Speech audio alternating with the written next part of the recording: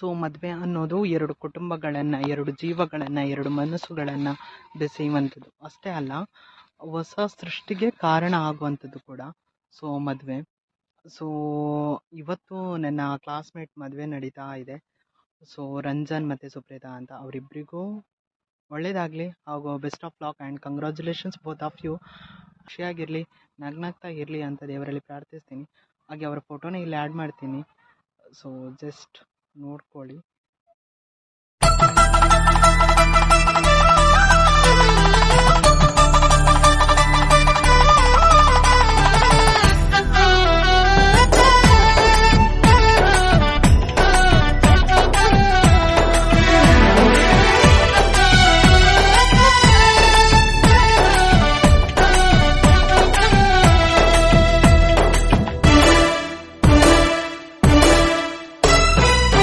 ಪಡ್ಡಾಯಿ ಗಂಗೇಡು ಪೇರೋ ಕುಲಿ, ಕೆಂಪಾಯಿ ಬಾನೋಡು ಸಾರ ರಂಗೋಲಿ.